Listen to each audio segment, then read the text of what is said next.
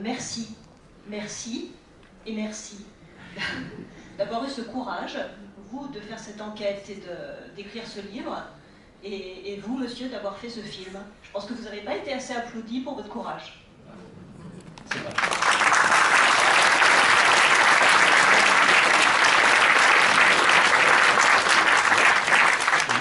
Et merci à plus d'un titre, merci pour toutes les femmes, parce que vous défendez la parole des femmes, et c'est d'actualité, voilà quoi, en 2023, il est temps que la vérité, même si elle va lentement, va sûrement. Et avec votre film, je pense qu'il fait date, il fera date, parce qu'en effet, la vérité, les vérités seront nommées, seront éclairées. Donc merci à vous. Merci. Merci. Je vous propose peut-être de terminer sur cette belle intervention, qu'en dites-vous? Je voulais quand même préciser pour... Ah pardon, excusez-moi. Est-ce que je peux poser encore une question? Je vous ai pas bien sûr. Oui, j'ai le micro en main, je suis au fond, juste devant la dame qui vient de parler. Oui. Oui, mais on vous voit. Oui, vous êtes dans l'ombre, c'est le jour de vie. On vous écoute pas.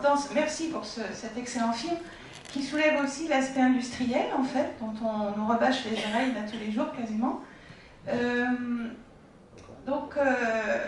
Qui remplace Areva? EDF est renationalisé à 100%, enfin presque, quelques actionnaires près. On nous parle des Chinois donc, qui construisent les centrales en Grande-Bretagne. Est-ce qu'en France, en fait, ce sont des Chinois qui vont construire les 6 prochains réacteurs? Alors, a priori non, mais qui remplace Areva, en fait. Voilà, c'est ça. La question, c'est qui remplace Areva. Donc, quelques années plus tard, très vite après cette histoire, comme Maureen Kearney et ses camarades craignaient Areva pour tout un tas de raisons, d'erreurs de gestion, d'erreurs stratégiques, d'erreurs politiques, enfin, ils s'y sont mis à très nombreux pour couler Areva, qui a fait faillite et implosé en 2 parties.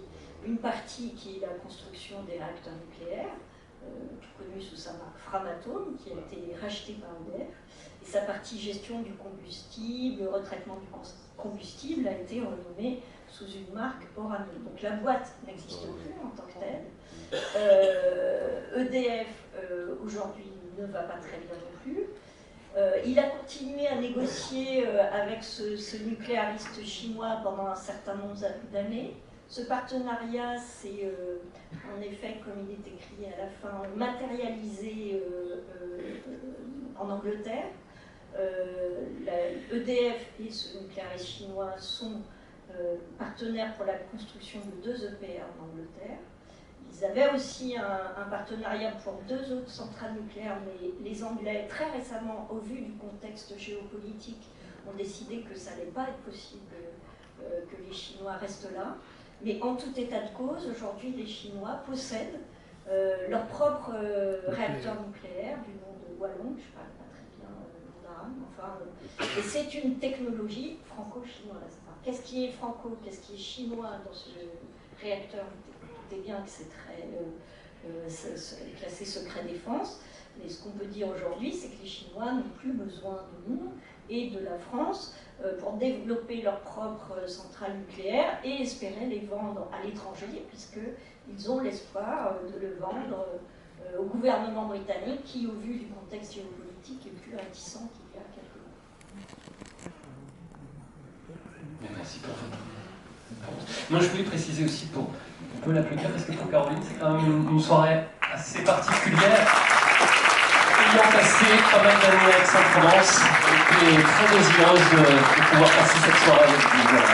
Et puis Jean-Paul, moi je veux juste rajouter, si vous avez des films, en parlez-en sur les réseaux sociaux, parce que c'est important de faire un bouche à oreille, le hashtag la syndicaliste, ça existe. Et voilà, je vous avez une question, mais faites-le si vous sentez, c'est bien. Et le livre ressort en poche le 15 février, si vous voulez.